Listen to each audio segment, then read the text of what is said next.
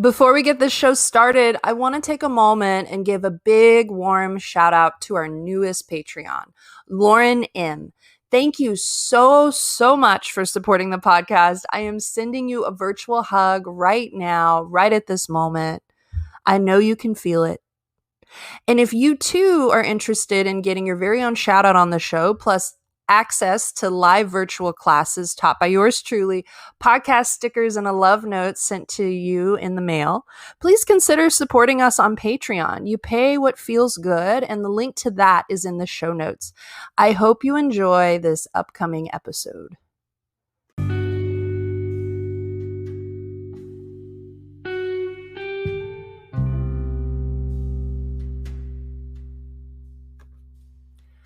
Welcome to the Yoga and Podcast. I am your host, Ashley, a yoga, meditation teacher, and embodiment teacher who is living, learning, and loving every day here in the oh so beautiful but sweltering hot Austin, Texas.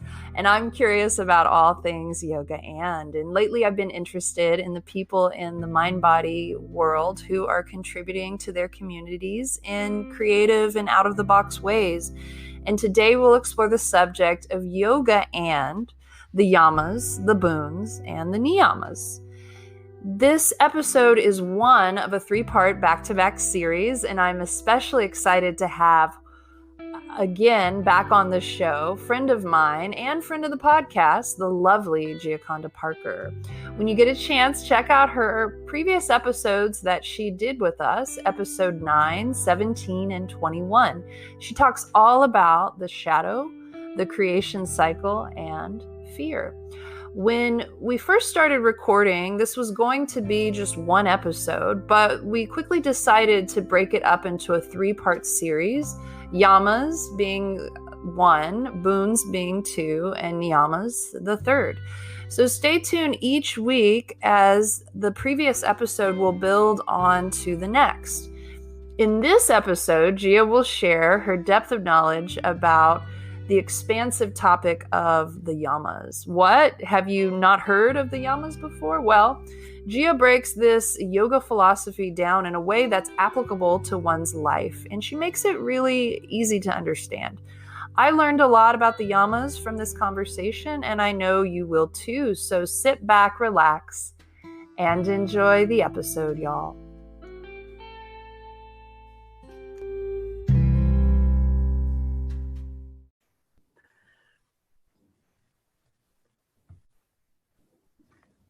Joining us on today's episode is friend of the show. Check out her other episodes with us when you get a chance. She is yoga teacher, teacher trainer, and transpersonal psychologist, and a lovely human being, Gioconda Parker. Hey, Gia. Hi, Ashley. It's so great to be back on the show again. I'm so happy to have you back. This is the 4th time. Wow, it's our 4th. Yeah. Oh, that's amazing. Each time we get to sit down and have a conversation, it is always so thoughtful, and I end up learning something too. So I'm looking forward to today. Yeah, I always learn a ton from our time together. Would you like to just tell us a little bit more about yourself, what you're about in the world, what you do? Sure. As you mentioned, I have a master's in transpersonal psychology, which that can take a little unpacking if you're not familiar with what that means. Essentially, transpersonal psychology is the meeting place between our spiritual well-being and our sort of ego well-being, or our human well-being. And I am really, after over 25 years of studies in yoga and meditation, new age, plant medicine, and all the different ways that you can explore consciousness, what's the most interesting to me is how we navigate this incredible journey we get to have as human beings with an animal body. So how do we acknowledge that and work with that aspect of ourselves and balance it with our search for meaning and our desire to connect with spirituality in one way or another.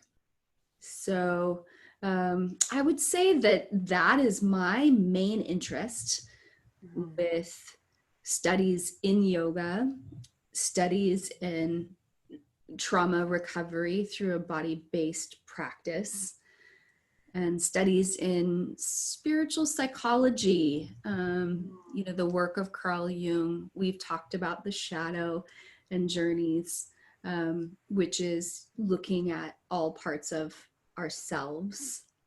And what are these spiritual teachings? What do they have? What do they hold for us? Because the teachings in and of themselves aren't that relevant unless we make them relevant to our everyday experience. So I would say a lived practice of yoga is the most interesting thing to me. And all these other pieces and studies have really been to support myself in doing that, and then hopefully being able to help others in their own inquiry and journey towards living an authentic yoga, which doesn't look the same for any of us and yet has some shared qualities. Oh, I love that answer. That is a great way to sum it up. So today we're talking all about the yamas and the niyamas, and that's something that I was excited that you were interested in wanting to talk about, because I know a little bit about it from training, but I never really dived into it. I know the superficial kind of amount of it, and I'm excited to dive a little deeper with you into that today. So what would you care to explain what exactly the yamas and the niyamas are? Sure. Well, we'll start by saying that the yoga, according to the Yoga Sutras of Patanjali, is an 8-limbed practice. Sometimes it's described as like the limbs of a tree. Sometimes it's described as the spokes of a wheel. But there are 8 branches or 8 limbs, eight areas of growth and exploration, according to Patanjali, along the journey of yoga. And yoga asana is the third, and it is the one that we in the West are the most familiar with. Which I think in some ways is healthy, because we in the West can be really mental, right? We're following what some have termed Descartes' error, which is I think, therefore I am. And just, we've developed so much along those lines. And so I don't think it's a misstep that in the West, we wanted to step in at the level of embodiment with the physical practice of asana. And the physical practice we have now is much different than what asana, the place that it held in the 8 limbs, the way Patanjali laid it out, at least according to my studies thus far. And I'm always learning, so we're always evolving. But asana, it has the context of taking the seat.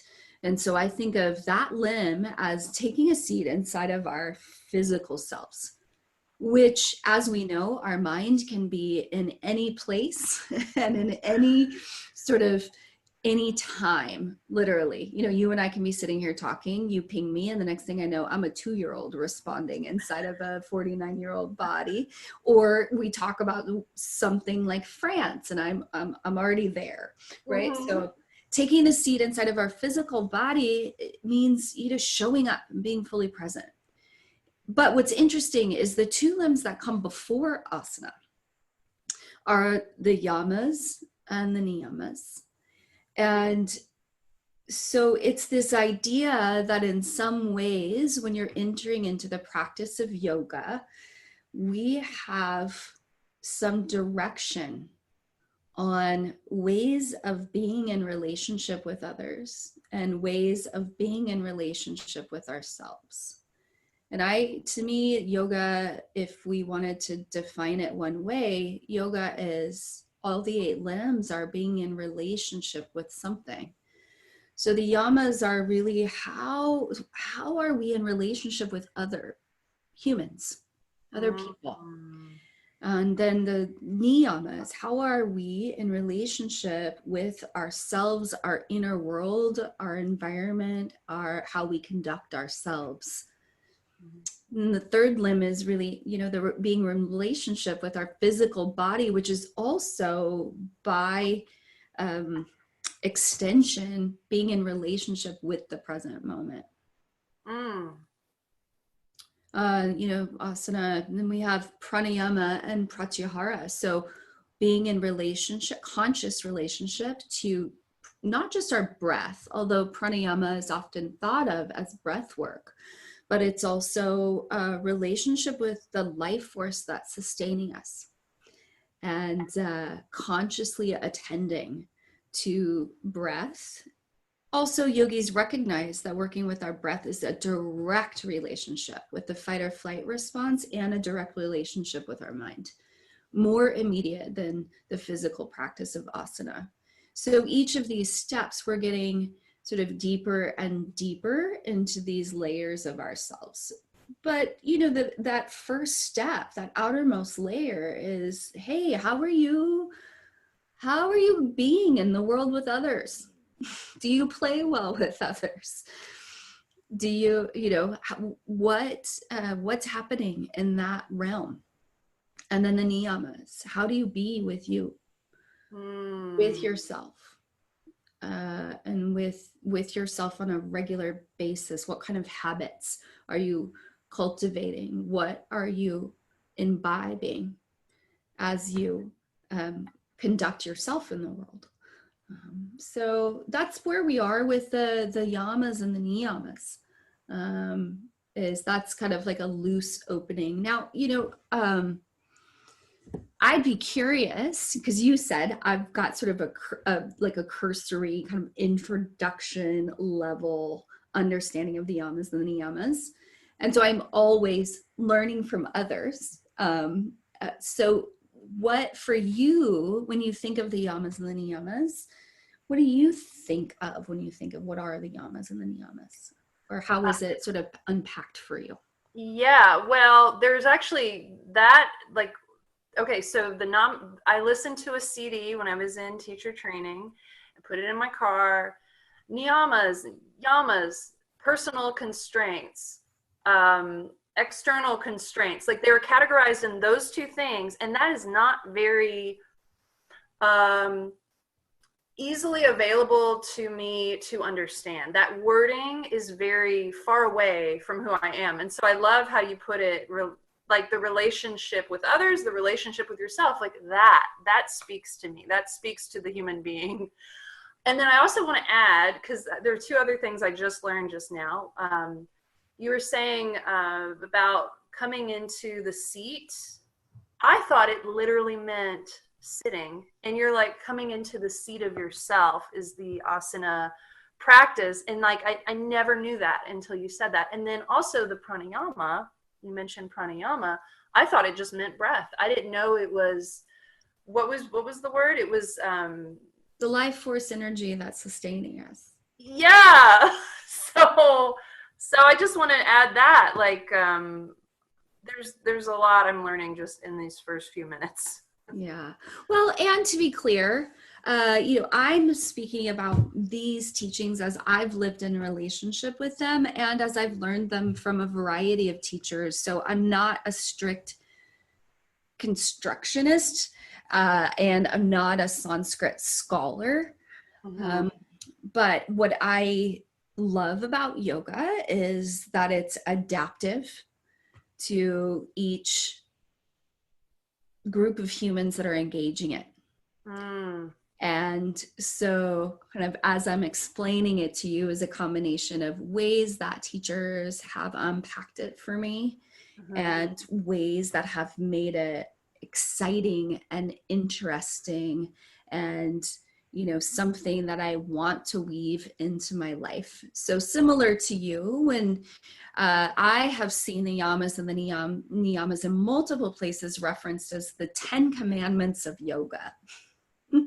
Oh. And it's accurate that there are 10. That's accurate. And in this tradition, we find that and numerology is like a whole nother conversation that I am not an authority to have. Uh-huh. But I do think that as an oral tradition, it's very interesting that we find 5 fingers on our hands and that we find these teachings given in the number 5 as if it's easier to hold on to. You can kind of count them off on your hands. And, you know, the 10 commandments, similar in a time when you had to remember them. So you've got 5 and 5. Oh, But yeah. but I think it was actually Carlos Pineda was the first teacher to sort of put forth this idea in my world, you know, in the world of Gia and the studies of Gioconda, was the first one to say that these are not commandments or a code of ethics. That's another way it's often referred to, is that the yamas and the niyamas are the yogic code of ethics.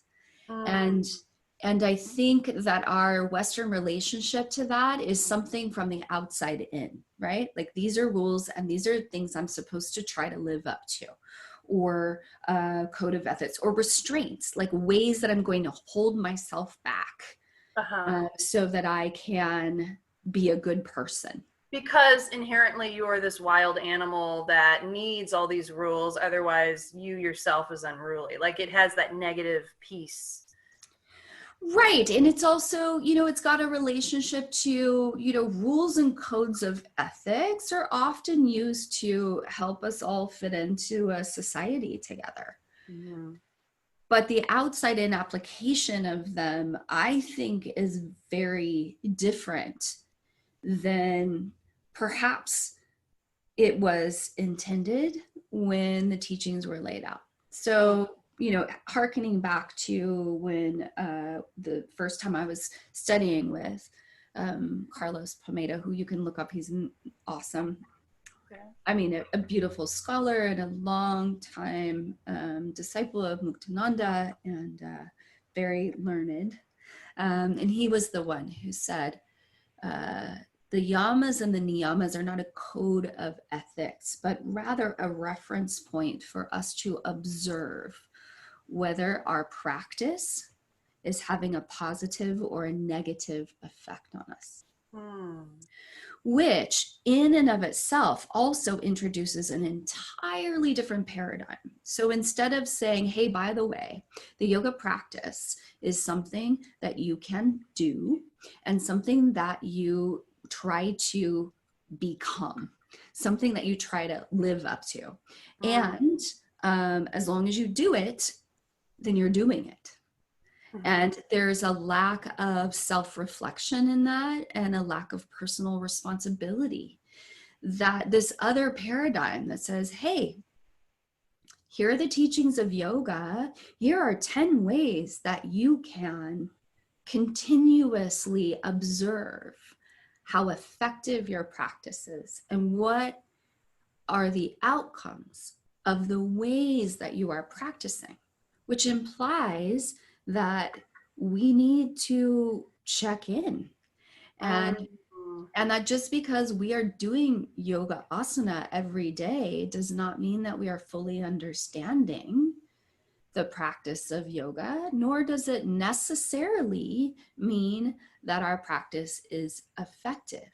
And that this is a built-in, beautifully self-regulated system when embraced in its totality that says we have these ways that we can look at these 5 channels of relationship with others. And the first one, yama, right? The first yama being ahimsa, which is often translated as nonviolence, but you know, because we know that our mind doesn't really grasp the non version of things, if we want to look at it in the affirmative, so we can say it's nonviolence or the lack of violence. But what is the lack of violence? Loving kindness. So the first place where we look to see, is my yoga practice going well, is we say, am I becoming more kind and loving because of the practice that I'm engaging? Mm. And I think that deserves some consideration. And I can reflect on times in my own practice where that would have been a really good place for me to check in. Oh, me too. Right? Totally. Say more, and then I'll Well, just the competitive nature, the recovering perfectionist that I am, wanting to nail a posture. I mean, I think we all do it from time to time, especially when you're new to yoga. You know, you want to nail that posture, and if you don't, then your ego's crushed, and and then your heart, you're like, oh, saying, mean things to yourself, perhaps, if you're not in love and kindness. So, I mean, definitely, totally. absolutely. And then Or also, as a yoga teacher, getting right and left wrong all the time in the beginning when I first started teaching, I would just get so mad at myself. But the reality was nobody cared. People knew to change sides. That's when I could have used some more love and kindness. yeah, with yourself for sure. Yeah. Yeah. And for me, I think about when I first started meditating and studying yoga, I got a little judgy. I got a little judgy of other people. Mm-hmm. And that's a good moment to stop and say, am I becoming more kind and compassionate to all beings because of my practice, or am I becoming the person who's like, ooh, you're just a little less because you don't know as much as I do, or you're just a little less because you aren't embracing the practices that I am, rather than, stepping back from that and embracing people in the fullness of who they are, being able to see the fullness of who they are with loving kindness. And I think loving kindness can be really misunderstood. It doesn't mean being nice. Having boundaries, like being kind but not being nice, I guess. Well, and sometimes when you really love someone, the Mm-hmm. kindest thing you can do sometimes is be honest with them, right? And so then we have the niyama. And so when we look at the order that the teachings are given in, and this is from another beautiful teacher. So I like to give credit when I can remember where I first sort of got this concept. So Nishchala Joy Devi has a beautiful book called The Secret Power of Yoga. And she speaks about how the first teaching of the five is like the gemstone, and that all the others are in context of that first teaching. And so when we look at the very first teaching that we have in the yamas, we have ahimsa, we have loving kindness. And so all the rest of the teachings that come under it are in context and in relationship to that sort of pivotal teaching, right? And so when we look at that, we know that that's like the first teaching, and all the rest underneath sort of take a back seat to that original first teaching. And then we have the niyamas, right? Which is sort of how we want to kind of move forward in the world. And so we've got like a pivotal teaching in the niyamas as well. But when we look at the yamas, what we have right after loving kindness is satya. And satya is truthfulness. Oh. Right? And so sometimes our best expression of loving kindness is to tell the truth, to the truth of what we become aware of in our relationships. And sometimes being nice is at odds with that. But if I really love you as a friend, and because I'm your friend, I'm up close enough that I can see that you are going in a direction that's going to cause you suffering, then while it might not be the nicest thing in the world to say, hey, listen, let's have some real talk, it is absolutely the most loving thing that I can do, to be truthful. So that first teaching, it just says, are you acting with more loving kindness in your relationships with other humans? And so that first reflection. Now, does that mean we have to nail that before we can move on? No, not at all. Remember, because these are not external, it's not just more external things that we're striving to be. Because yoga can become that, right? Yeah. And we can see that in the physical practice. Like, next thing you know, you're like, oh my gosh, now that I've met up with yoga, I thought touching my toes was good enough, but now I know there's poses where I'm supposed to stick my foot behind my head. Oh, now there's next level, and it's, as we know, after many years of practice, it's not about that. It's about engaging the journey and the awareness along the way. And similarly, like the yamas and the niyamas, they aren't like, oh, great, here's 10 more things for me to strive towards. But rather, here's 10 more ways for me to check in and see, is my practice going well? So, satya is truthfulness. Then it's also becoming more and more true to ourselves. Right? So is my practice bringing me closer and closer to feeling more and more congruent with what I say? Do I actually say what I feel and what I see and what I know? So the loving kindness, when we are closer to our true nature, which if we look at the first 3 Yoga Sutras, then we know that, the teachings say that when we are not in confusion, then we are a reflection of our true nature. So what are the yamas and the niyamas? They are like ways to make sure that we're moving closer to the reflection of our true nature. And our true nature is not violent. Our reactive nature is often violent and defensive, but our true nature is loving kindness. And we know that because when we actually act on that impulse of loving kindness, we feel so good. Yes. We feel so good when we speak our truth, even when it's a little scary or a lot scary.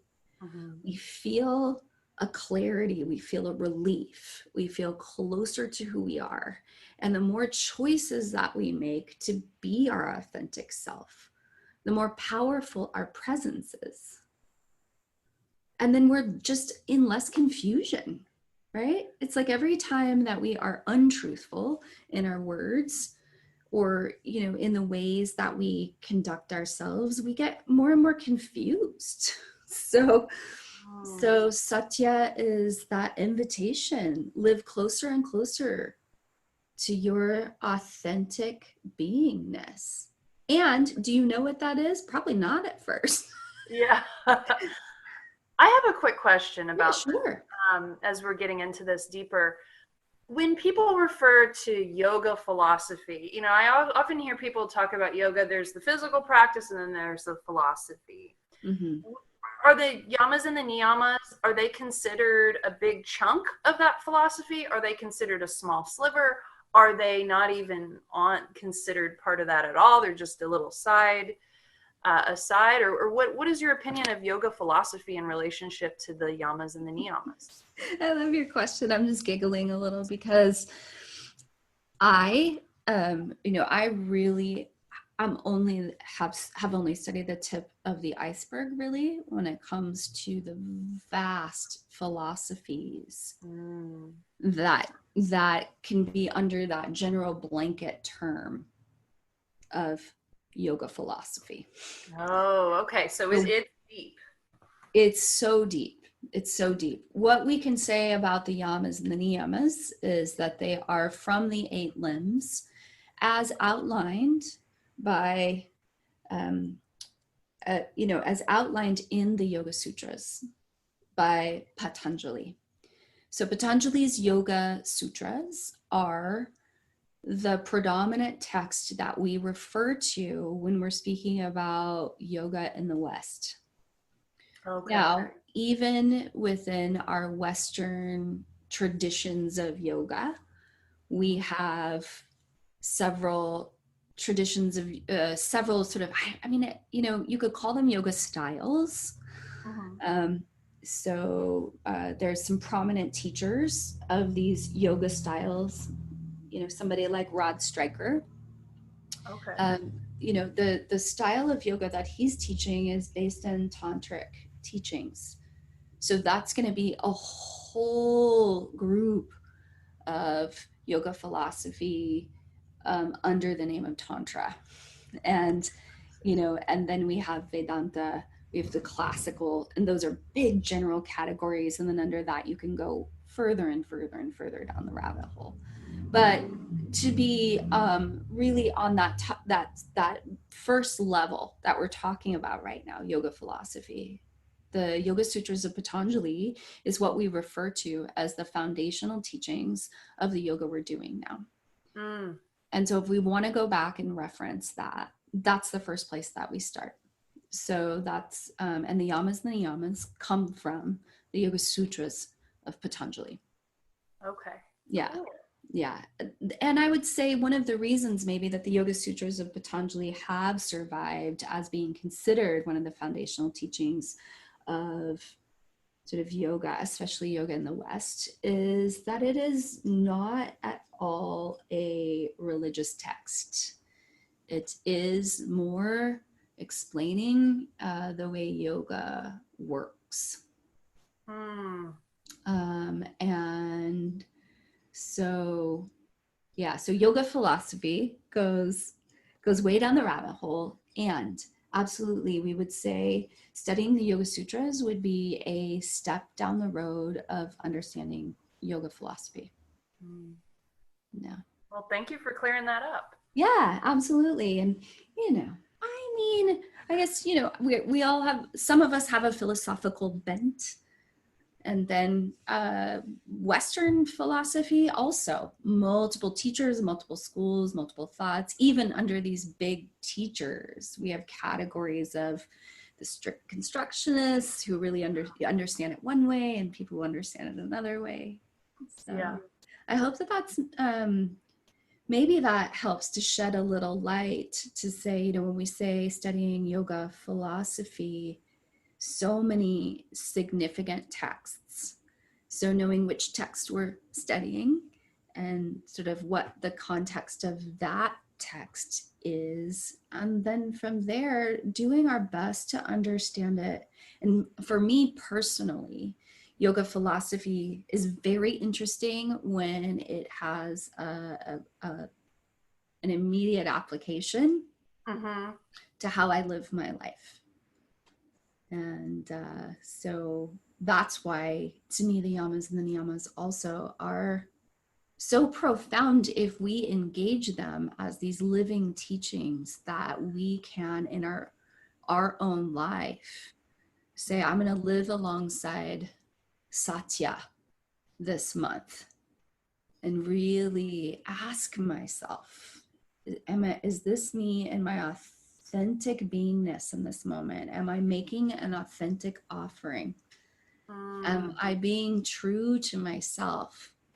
as I'm engaging in this conversation trying to get a job? Or am I being true to myself as I'm engaging in this conversation trying to get romance? Or, because truly it's like we can morph ourselves to fit a variety of situations, but then Satya is our invitation to, like, what if you stay very authentic to yourself, and then you draw to yourself a life that fits you, rather than finding yourself in a life that you've managed to go out there and get, but then you're like, wait, where am I in all of this? Yeah. Well, all of this sounds very open-ended. And I think that's what's the distinction to what you're saying about it not being the Ten Commandments is it's so open-ended. You can apply it as much or as little or as needed in your life. So what are some more? Is it ahimsa? Is that the third one? Ahimsa is the first one. Oh, yes. I don't know. Loving kindness, but a more literal translation, whenever you put an A at the beginning of a Sanskrit word, then it's the opposite. So hinsa would be violence, so ahimsa be non-violent. And satya is truthfulness. So that's the second one that we have. The next one we have is asteya. So again, we have the A at the beginning of a word. Non-stealing, right? That's right. That's the one Nailed I was thinking. I thought I knew the third one. You're like, I know this one. Yeah, asteya. Yeah, non-stealing. And so again, we ask ourselves, because we say, okay, what is the opposite of stealing? So what causes us to steal? Scarcity mentality. I don't know. And that's a weird question to think about. Yeah. Right. Yeah. But see, that's where it gets so interesting to me, where you go, okay, I'm going to engage this. And I would say that me personally, I'm sort of the school of sort of wrestling with the teachings for a while before they land, and maybe that's a personality trait. But I think we've talked about this before, but I was raised in the Christian tradition. My father was a missionary, so I'm very familiar with a lot of the stories from the Bible. And one of the stories that always really stood out to me was the story of the man who wrestled all night with an angel. And sort of like the allegorical teaching that says, you don't always just surrender. Like sometimes you wrestle with the teachings, and so this idea of saying, like, well, what is non-stealing, don't steal. Yeah. But you're like, okay, but that's the letter of the sort of commandment, if you think of it that way. But under that, what causes us to sort of steal, right? What is the thing that might cause that? And so I love, I referenced this book before, Nishla Joy Davies' book on the Yoga Sutras, and she does this really great job of kind of unpacking it in a way that that we feel it more. So she really says that asteya is embracing an attitude of generosity. Oh, okay. Yeah. The opposite of not stealing is being generous. I see that now. Mm-hmm. Yeah. Mm-hmm. Yeah. So, so what do we have to do in order to be generous, especially in times of scarcity? I guess have faith that you'll be provided for. Ask for help. I'm just throwing ideas out. Well, and this is it, right? This is how these teachings become so alive. Mm-hmm.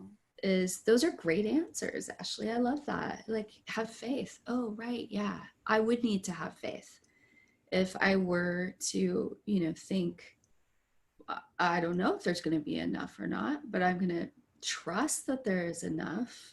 And rather than holding on to what I have super tightly, right, I'm going to practice generosity. right? So rather than wanting to take what you have, because that's really stealing, right? Mm-hmm. Rather than wanting to take what you have, instead, I'm even willing to offer what I have to whoever needs it, which then does have more of the sense of flow. And ironically, like, this is how economies actually work. Oh, yeah. Wow, we're bringing economics into this. I love it. But right, like, this is Yeah. and they stop working when everyone stops. Yeah. Now, granted, there's a balance to that, but there's this thing of like when we're around others who are generous, then we're also generous, and things all kind of come back around and kind of all have enough within wisdom and reason. And it's for each of us to sort of wrestle with that and saying non-stealing. What is non-stealing? How do I land in the non-stealing? Mm-hmm. You know, and there's so many ways that we could look at non-stealing. There's also non-stealing in the realm of sort of intellectual property. Oh, yeah. Yes. Right. And so what does that look like? What does it cost me to give credit to the teachers who have influenced me? Mm-hmm. Not only does it not cost me anything, but every time I mention them, I feel full of gratitude for having had someone spark an understanding that is still with me 15 years, 18 years later. Mm-hmm. I love that. And that in mentioning them, it's I'm renewing my connection in that way.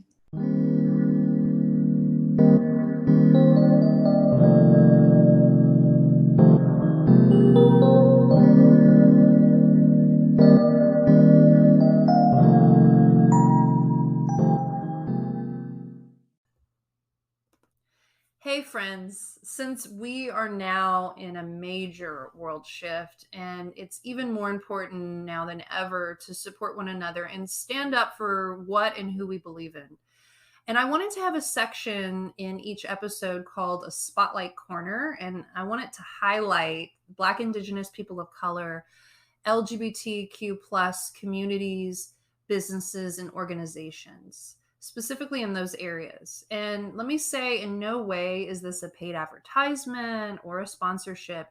It's simply people and organizations who I think are awesome. And I would like to show my support in some way. And I hope to inspire you to support them as well.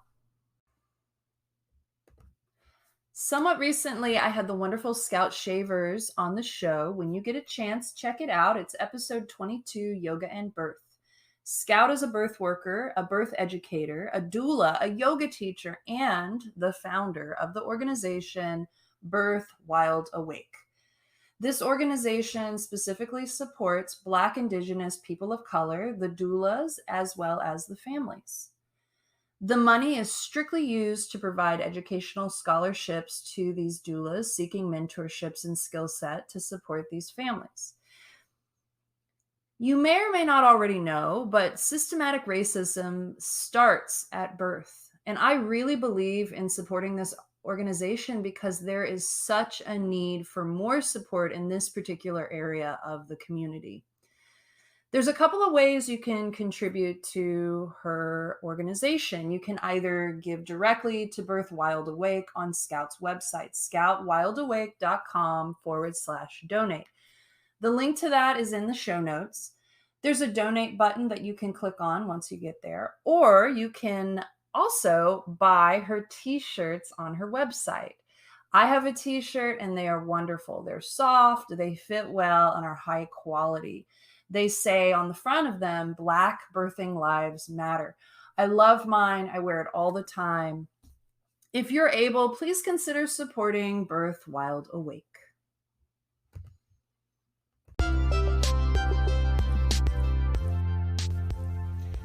Have you been wanting to start a podcast but not sure where to begin?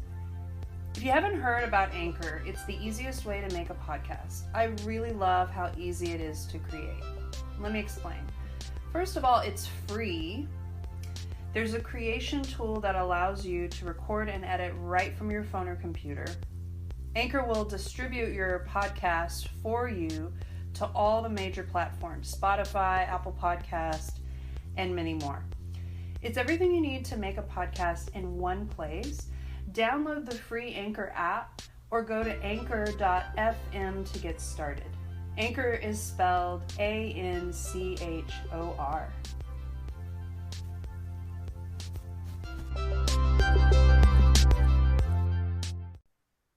All right, so what are some of the other yamas on the list? I think we're at 4. We've got the third.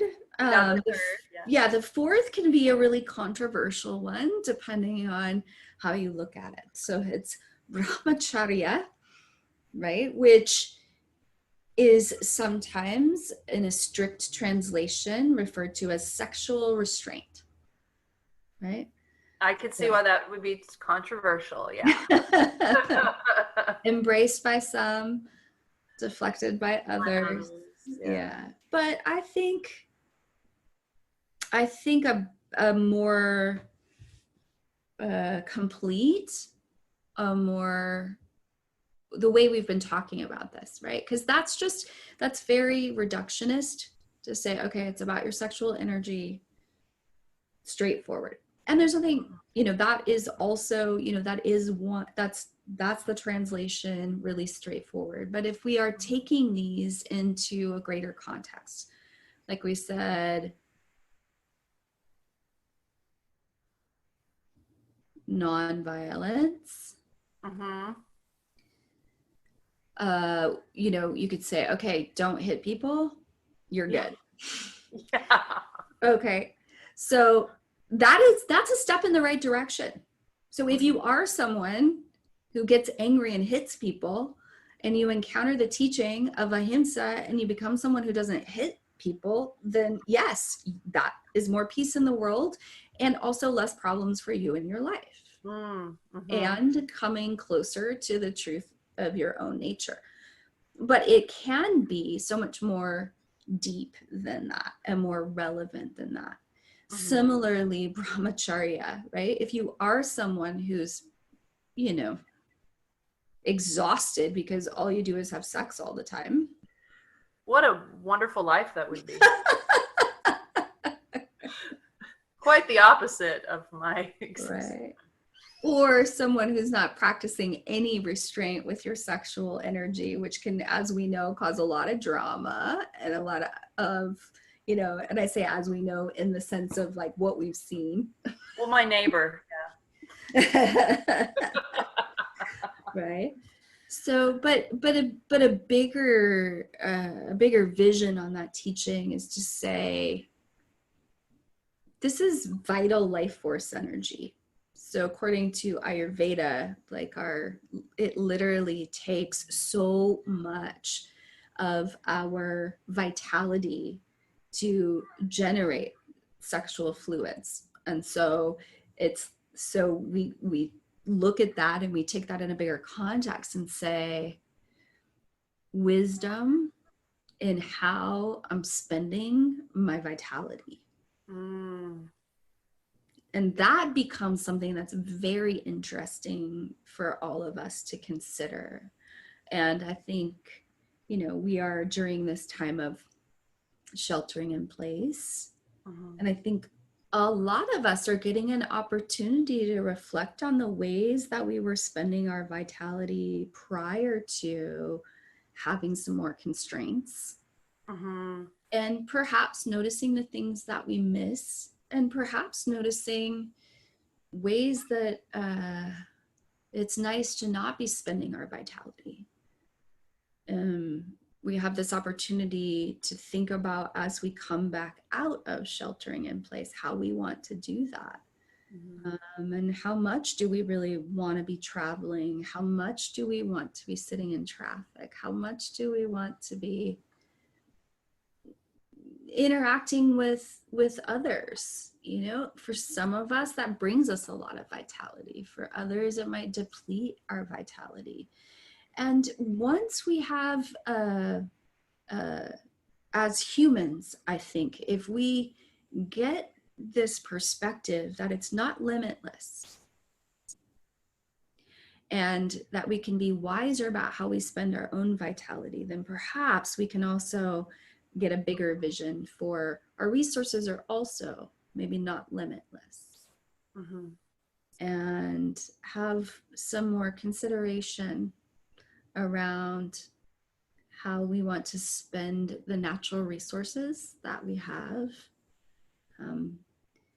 our possibility of developing other resources so we're not depleting the ones that we have been depleting for a long time. Like brahmacharya can lead to that kind of thought process, that kind of consideration. So it's a big, it's how you are in life. Like if you took a pie chart of all the different areas of your life, your friendship, your love life, your work life, it really opens up that question. It's not just only the part of you that is sexually constraining yourself. It's everything.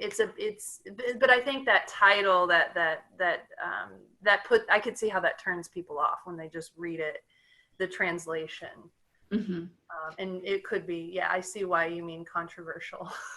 Yeah, it's kind of the one that people are either like, yes, I'm all in, or no, I'm very resistant at this point. But yeah, like we've been talking about, if we're saying these first 5 principles, these principles called Yama, right, mm-hmm. are opportunities to consider how is our practice going. So, you know, even in my asana practice, if I'm saying, I mean, I can say brahmacharya, try not to bring sexual energy into the yoga classroom. There's a lot of conversation about that. Yeah. Going on in the world in the last few years. And that's wonderful. I'm glad we're having that conversation and maybe having a little growing up opportunity as a yoga culture and community. Mm-hmm. And there's absolutely validity to that part, and there's also more. Mm-hmm. To saying sort of do we still need yoga studios where 100, 200, 300 people gather together for a single class? Do we still want that? Is that a good use of our energy and our resources? And and the answer might be sometimes yes and sometimes no. Really, because it's not about rules. It's not about you got it right or you got it wrong. It's not about shame or guilt. It's just about, are we considering this? It's about asking the question and then arising to your own answer. That's right. And reflecting on it rather than just going down the road. You know, so we're always having this opportunity. So there's a certain amount of vitality that I have in my life. I mean, for me, sometimes like one practice of brahmacharya is a little less time on social media because it's not where I want to spend all my hours. You know, recently I was like, how am I going to have more time to hike every day? And I was like, actually, here's an easy way. Yeah. Limit some of these other things that seem to like sort of grow and consume time without my awareness. And is there anything wrong with spending that much time on it if I want to? Not necessarily, but when I say I've only got so many daylight hours and I don't want to stop doing some of the other things that I'm doing in my life, but I want to add this. So what does it take to create some time? So a practice of brahmacharya, if I decide I want to, and you know, that's my invitation would be for anyone who's interested in engaging more deeply with the yamas or the niyamas is to just choose one of them.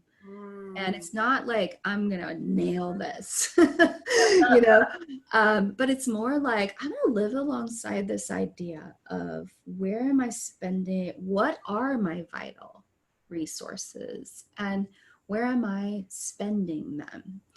Right? Because we don't just spend money. I mean, we literally have this in our, I was thinking about this yesterday. I was like, oh, we do say, I'm spending time. Oh, yeah, we do say that. Right. Because it's a resource we're spending. Mm-hmm. Wow, yeah. Mm-hmm. And also like my emotional bandwidth. You know, Mm. am I exhausting myself in dramas that actually don't have that much to do with me? And if so, then do I have much attention left for like the people in my life that are important to me? And what does it look like to practice a little restraint around just saying, okay, that's enough.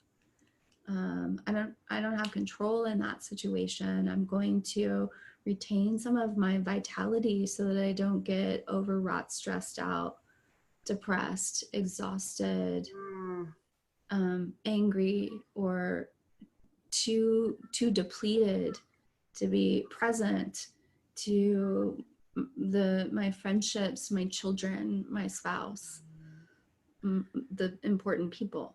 That sounds like discernment, like just kind of standing back and, just, really being picky about what situations that you have a choice to be in or not, and if they're depleting or not, or if it's worth it or not. Mm. And it's a recognition of something that, the new age movement, which I've gotten a lot of great teachings from, Mm-hmm. but we want to be in that place where we have unlimited resources. You're a limitless being. All Abundance. things are possible. Well, it's funny because we're about to get to that. That's the last one, Oh. right? So, but it's we have to understand that when we are looking at the teachings of yoga, we are looking at the balance of things, right? We are always dancing between two things that are true. Because yoga, right? People say it means union, but the root word is yuj, which is to yoke or to join together.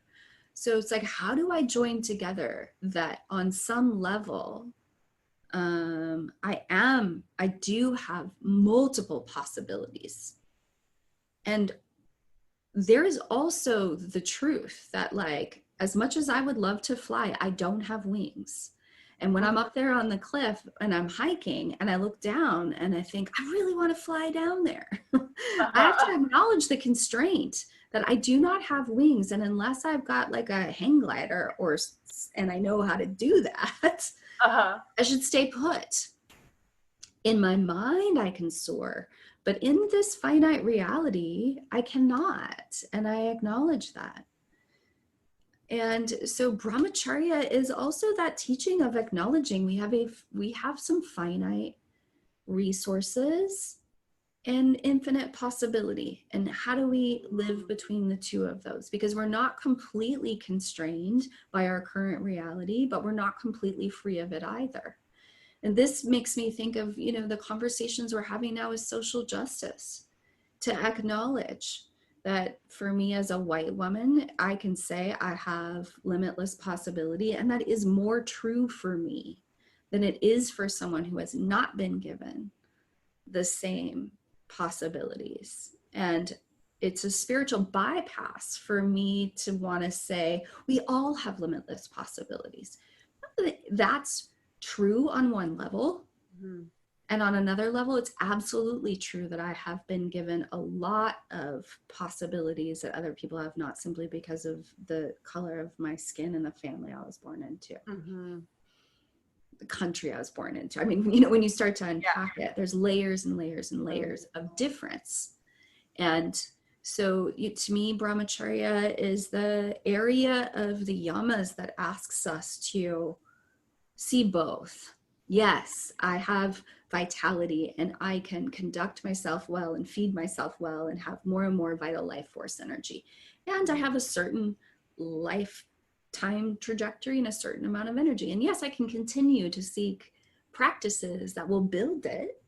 Mm-hmm. Just like we can continue to seek ways where we build more possibilities for people who haven't had them. But in order to do that, we first have to say they haven't had them. Yeah. Acknowledgement. It's Yeah. acknowledgement, and it's working with both. And what I see a lot of times, at least what I'm seeing right now, and some of the dissonance there, is people are leaning into one or the other. They're leaning so hard into one that we don't have space for the other. And it's not either or. This is our confusion. And this is where, like, yoga to me is a practice that asks us to grow up. Because, Carl Jung says, like, the sign of emotional maturity is to be able to hold two truths at the same time. And we are being asked to grow up and see both things at the same time in so many areas right now. And, and I sound like I've got this, and I don't. I'm watching the places where I want to lean into the polarity because that other side is uncomfortable for me. But to me, this, just acknowledging that we have a limited amount of vitality, that we want to have some moderation and some balance and some wisdom about how we use it, is also asking us to acknowledge that truth and then live within it. And I think that maybe this is one of the yamas that's up right now. And so fun that you brought up the last one, right? So the last of the yamas is aparigraha, right? So we say whenever there's an A at the beginning, it's the opposite. So you know this one. Non-grasping, right? Non-grasping. Yeah. Okay. Yeah, non-grasping. So what causes us to grasp? Desperation, scarcity, stuff like that, I guess. Yeah, lack, right? Lack. Oh, yeah. Because I don't grasp for something that I know that I have. I grasp for what I feel that I don't have. So non-grasping. Right? So so when we go back, and again, this is just referencing Nishla Joy Davies' book, she defines a parigraha as awareness of abundance. Oh, beautiful. Or a sense of fulfillment. Right? So if I, grasping, if I am always grasping for more, it is going to be very hard for me to acknowledge anything I already have. Oh, yeah. Wow, that is a good point. Right? And it doesn't mean, I feel this resistance come up in myself. And so I'm just guessing that many of our listeners and you might be feeling it too. Well, if I don't reach for anything, like, how will I ever grow? How will I ever evolve? How will I ever get somewhere in the world if I don't reach? But I think there's a real difference between this idea of wanting to reach, to come to the next level, to reach the next level, and the grasping, right? The parigraha. I think we know the difference. I know the difference in my own body. The thing when desperation is like the grasp. Yeah. And it always comes when I think I'm lacking. Or I fear that I'm lacking in something. Yeah. And yeah, go ahead. Oh, I just, it wasn't until COVID I really got hit with like the reality of how I am not grateful as much as I thought I was. And I started like practicing just being a little more aware, a little more grateful. But the big one I never really realized, I never really thought twice about having my own car until COVID. And then I realized like what a blessing it is to have my own car and not have to use the bus. And like I didn't even think about it. Like that wasn't even on my radar that was something I should be grateful for. It was just a very privileged non-thought. I just would never acknowledge it. And I was sort of like when I was confronted with that thought of like, wow, you've had a car, you've never really thought about how grateful you are about having a car. You could be needing to use other transportation. I don't ever think of that. And where was I going with this? Just unaware of being abundant in Mm-hmm. that way. And for so long, unaware of just that one piece of abundance. Mm.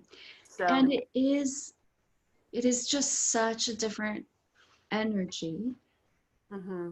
when we can pause and acknowledge how much we have. Yeah. And it is the remedy for that feeling of lack. And I think I can speak for myself. I know this was one that I struggled with a lot in the beginning because of what I mentioned. It's like, but if I embrace the abundance, will I ever work again? will I ever Oh, will I yeah. ever will I ever strive for something again? Like I can just feel that I still feel that peace come up. And what I do know is that when I acknowledge the abundance of my life, then I can actually choose what I want next versus being driven by a sense of lack, which then forces me to grasp for whatever it is outside of myself that I think is going to stop that feeling. And I will say the majority of the time, if I haven't resolved that feeling inside, it doesn't matter how much more I grasp and I get, the feeling doesn't go away, or it goes away for a very short time. And then there's the next rung and the next and the next rung. And so, a parigraha as a yama, I think, because remember that these are about our interactions with others, our relationship with others. So when I stop the grasping outside to want what someone else has, then I can turn my attention inward, recognize what I do have. And then maybe I do see that person not as like, I want to get what they have, but like, wow, I'm inspired by what they're doing. And that's so different than I want what they have. Yeah. And it's an interesting relationship, I think, between the non-grasping and the non-stealing, and sort of like, they're very similar. Even as we're talking about them, I'm like feeling the similarity, and yet also the difference. They're almost like two aspects of that similar thing. And when we tie it back, like we said at the beginning, we tie all of these back to the first teaching, like loving kindness. It's so much easier for me to feel loving kindness towards someone when I think, dang, I'm inspired by the way you're out there creating in the world, than it is if I think, I want that. I want what you have. Yeah. Yeah. So it's a subtle shift, and yet it's not subtle in how it feels energetically. And it's also, I think it then invites us into a more authentic expression of ourselves, right? If I look at someone and I'm like, man, she's created an awesome life, and I'm inspired by that. I want to create an awesome life. So instead of grasping at the life that person has, which might actually not meet, it might not be that great if I were to get it, because it's something that that person created for themselves. But if I take it as inspiration, then I go back and I think from my authenticness and my truthfulness, like, what would bring me great joy? So I might look at someone who has created this incredible following of students as a yoga teacher, who has like a home base and everyone comes there to visit them. But when I feel into the authenticness of who I am, I'm actually a lot more interested in getting out on the road and traveling to see people where they are. Mm-hmm. So it would be a miss for me to try to grasp for what that other person has and instead say, wow, look, she's really set her life up in a way that just seems to bring her so much joy. Right. Yeah. I'm inspired to take steps in what would authentically bring me more joy. And in order to do that, I have to know myself. Mm. When I think of grasping or non-grasping, I think of literally a fist. Mm. And, if you grab too tight, you'll crush whatever it is you grab, you'll ruin it, or you can't receive other things, right? Like that fist. I love that, right? I'm holding on so tight over here. I can't let go to receive. Yeah. Yeah, so I mean that's kind of the first five. Mm-hmm. And I know it's a lot for one conversation, but I would be excited to come back on and maybe talk about the other five. And then the piece we haven't even considered yet, which is in addition to the yamas and the niyamas being laid out in Patanjali's Yoga Sutras, then it also goes on to say, like, once you're established in these ways of being, then we do get to see what that open hand receives, right? So Ooh. when we stop grasping and we open the hand, then the teachings also say, and watch, because these things will start to come to you. Mm. Well, it sounds like we're going to have a 3-part series with you. What I know you have something coming up soon in October. Would you want to share with us what you have going on? Sure, I'd love to. So October 3rd, I'm offering 2 workshops, and they are designed for yoga teachers or practitioners of yoga who really like to go deep. And so they are 3-hour workshops, and they are on vinyasa sequencing with an eye towards including more of the 8 limbs within classes, and also creating classes that are more authentic to each individual teacher. So maybe moving a little bit away from the idea that we're trying to offer sort of a product as a yoga class, and instead that we're offering something that is more authentically from ourselves, and including some of the other parts of yoga that we are using to support ourselves so that we can share those with our students. So just 2 workshops on Saturday. Be up on my website. It's up on my website. So you can check those out and sign up for one or both. Yeah, and I'll have that link in the show notes. And where can people find you? I am online, giocondayoga.com. I'm also on Instagram at Gioconda Yoga, and on Facebook, Gioconda Yoga. All right, Gia, thank you so much for being on the show. And of course, you're going to be back for the other 2 parts of this series. And I hope you have a great rest of your day. Thanks, you too, Ashley. Always so good to be with you. Oh, have a good day.